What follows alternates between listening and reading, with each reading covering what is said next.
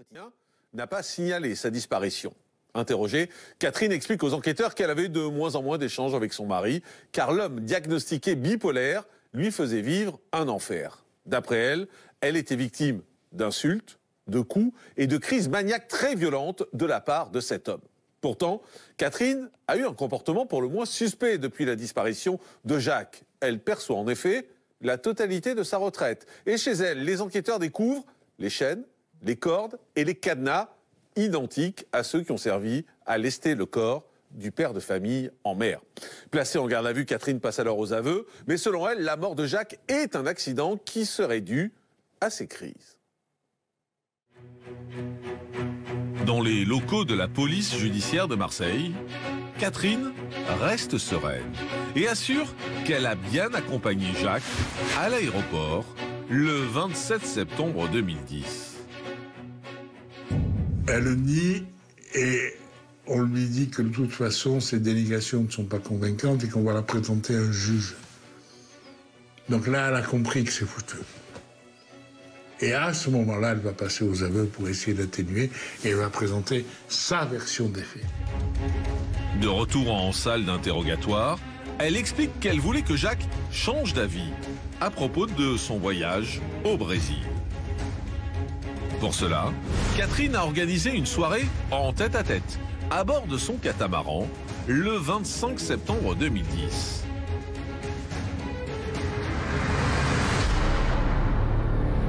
Mais les choses tournent mal. Jacques, en phase maniaque et très agité, est imbibé d'alcool.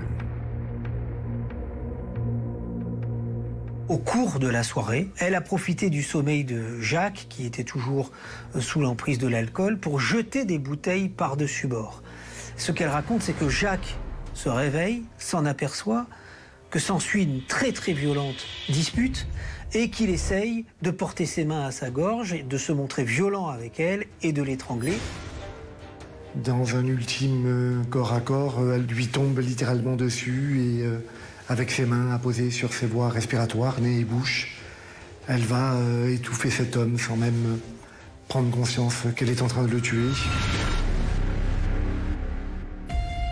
Paniquée, Catherine rentre chez elle, avant de revenir 5 jours plus tard. Elle ne peut plus voir sa tête et son regard accusateur. Elle décide de l'envelopper pour ne plus le voir. On comprend la façon dont est apposé le scotch avec une telle linéarité qu'il l'est sur un corps sans vie. Et elle explique qu'elle va vouloir donner une sépulture marine à Jacques, qui avait toujours rêvé de faire des océans et de la mer sa dernière demeure. Si Catherine donne l'impression de n'omettre aucun détail, son récit comporte des incohérences. Les médecins légistes ne croient pas à la thèse de l'étouffement par la main. Parce que pour étouffer quelqu'un avec une main, il faut au moins 3 minutes. Même si on est dans un état de santé fragile, on a tous le réflexe de tourner la tête, de se débattre pour respirer. C'est un réflexe qui est naturel. Donc il n'est pas possible, sauf s'il était inconscient, qu'il ait pu mourir étouffé de la sorte. Catherine jure qu'elle a agi en légitime défense et que l'agression de Jacques a fait remonter en elle 20 ans de violence conjugale. À l'issue de la garde à vue, Catherine est placée en détention provisoire. C'est par la presse qu'Annie, la sœur de la victime, apprend la nouvelle. J'étais dans un café, j'ai cru que j'allais tomber de ma chaise. C'est épouvantable, épouvantable. Un meurtre dans notre famille. Puis j'aurais jamais pensé qu'elle puisse faire une chose pareille. C'était pas possible dans mon imagination. Le 25 octobre 2016, les faits d'assassinat pour lesquels Catherine est inculpée sont finalement requalifiés en meurtre. Et après 18 mois de détention provisoire, « 」 elle bénéficie d'une libération conditionnelle. Retour en direct sur le plateau de la quotidienne de Crimes et Faits divers. On va partir tout de suite en direct à Aix-en-Provence où nous attend maître Mireille Rodet qui est l'avocate des filles de Jacques. Bonjour maître, merci d'être en direct avec nous. Vous pouvez nous tracer pour commencer un peu le portrait de Jacques qui était un haut fonctionnaire de la Banque de France. C'était quel type d'homme?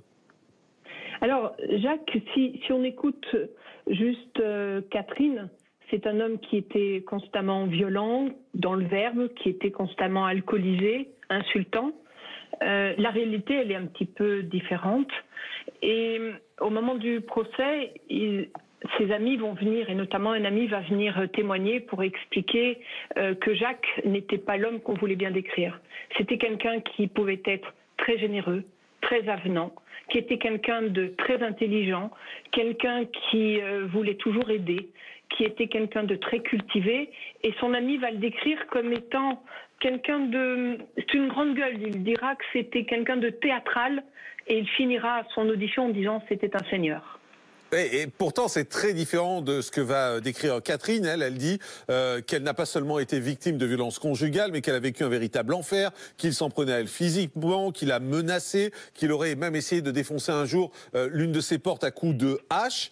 C'est pas du tout le même portrait que celui que vous dressez. Alors, c'est pas le même portrait parce qu'un homme n'a pas qu'un seul portrait. Jacques était quelqu'un qui était effectivement maniaco-dépressif. Quand il était en phase maniaque, il pouvait avoir le verbe haut, mais ces 20 années de violence physique, elle n'a jamais pu démontrer qu'elle avait porté plainte. Il y avait des violences verbales, ça c'est indéniable, mais il avait aussi un autre personnage. Et puis, Catherine vient décrire Jacques comme étant quelqu'un aussi violent que ça, alors qu'ils sont séparés depuis 2005, qu'elle l'appelle plusieurs fois par semaine, qu'elle passe les vacances avec lui, et au moment des faits, qu'elle lui demande de venir vivre 3 mois à la maison à Mereuil. On a le sentiment qu'il y avait une sorte, j'ai presque envie d'employer le mot au sens basique, de passion entre eux. C'était une relation passionnée, passionnelle. Alors, c'était une relation très passionnelle et Catherine n'est pas une femme qui se laisse marcher sur les pieds. Catherine, elle sait ce qu'elle veut, elle a énormément de tempérament. C'est pas une femme soumise. En mai 2018, le procès de Catherine s'ouvre devant la cour d'assises d'Aix-en-Provence et malgré les éléments qui se sont accumulés contre elle pendant l'enquête, eh bien, elle va maintenir la thèse de la légitime défense. Le 22 mai 2018, plus de 7 ans après le meurtre de Jacques, s'ouvre le procès de sa femme devant la cour d'assises des Bouches-du-Rhône. Annie s'est portée partie civile aux côtés des 6 enfants de la victime. Au moment où j'arrive au procès, j'attends effectivement qu'elle soit condamnée à une peine normale. Mais je pressens qu'il va y avoir des circonstances atténuantes. Ces craintes vont encore s'accentuer quand elle découvre le banc des jurés. Ce n'est qu'un jury de femmes. Il n'y a pas un seul homme. Donc déjà, il y a un truc qui est faussé à la base, que des femmes. Catherine, désormais âgée de 61 ans, bénéficie également d'un soutien inattendu. Bien qu'il se soit porté partie civile, les 3 enfants du couple sont avant tout venus défendre leur mère. J'ai le souvenir du témoignage de l'un des enfants qui vient d'abord saluer la mémoire de son père, en expliquant qu'il aurait souhaité devenir l'homme qu'il était. Et cet enfant d'expliquer que ça c'était pour les éclaircies et de demander au juge d'entendre parler les nuages. Et là, il raconte de quoi était fait le quotidien quand son père était en phase maniaque et euphorique. Au fil des témoignages, le procès de Catherine devient peu à peu celui de Jacques.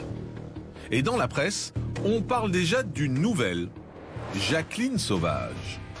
Elle avait la même explication. Je suis la victime de mon mari, il voulait me violer, il voulait m'étrangler, je n'ai fait que me défendre. Et c'est arrivé en pleine époque où le retentissement de la grâce de Jacqueline Sauvage produisait ses effets. Au terme des débats, Les faits de meurtre sont finalement requalifiés en violence involontaire ayant entraîné la mort sans intention de la donner. Le jeudi 24 mai 2018, Catherine est condamnée à 5 ans de prison. Retour en direct sur le plateau de la quotidienne de Crimes et Faits divers. On est toujours en direct avec Maître Mireille Rodet, qui est avocate des filles de Jacques. Maître, quand on entend le verdict à 5 ans de prison, on se dit que c'est un verdict un peu faible, peut-être, non?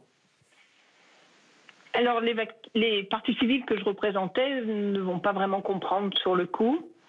Ceci étant, elles n'étaient pas venues chercher une condamnation des années de prison. Elles étaient venues chercher la vérité. La vérité telle qu'elle ressortait du dossier n'a pas forcément été celle de la cour d'assises. Et c'est vrai que Catherine a cherché à endosser la robe de Jacqueline Sauvage ou d'Alexandra Lange qui avait dit « je l'ai tué pour ne pas mourir ». C'est sur cette vague-là qu'elle a cherché à surfer et avec un jury de femmes, elle a été entendue.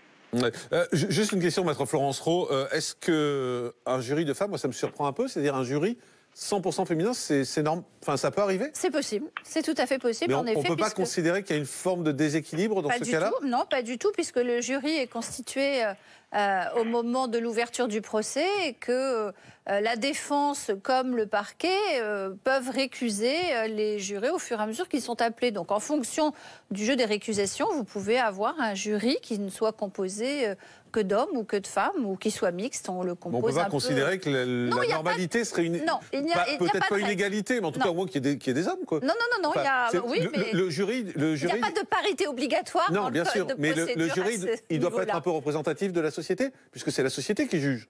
Pardon, Jean-Marc, mais si ce ne sont que des femmes, elles sont tout aussi représentatives de la société que si nous n'avons que des hommes. Non, elles sont aussi peu représentatives. Elles sont aussi peu représentatives que si c'était 100% d'hommes. Les deux sont pas représentatifs. Ce sont des individus qui sont jurés et qui sont déclarés jurés pour cette session. Donc non, il n'y a pas d'irrégularité. D'accord. Maître Mireille Rodet, avocate des filles de Jacques, c'est vrai que visiblement il n'y a pas eu d'appel derrière. Ça veut dire que en fait ce jugement a été accepté? Alors, les filles n'avaient pas envie de revivre ce qu'elles venaient de vivre.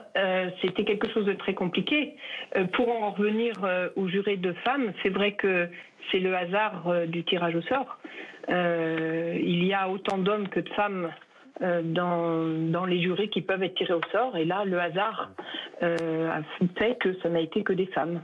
Ouais, mais c'est vrai qu'on est dans une situation un peu étrange parce qu'on parle de Jacqueline Sauvage, on parle d'une femme qui se serait vengée entre guillemets de ce que lui aurait fait subir un homme et on se retrouve avec un jury que de femmes. Donc voilà, c'est pour ça que je posais la question et c'est vrai que ça peut surprendre. Merci Maître Mireille Rodet d'avoir été en direct avec nous pour nous donner ces explications.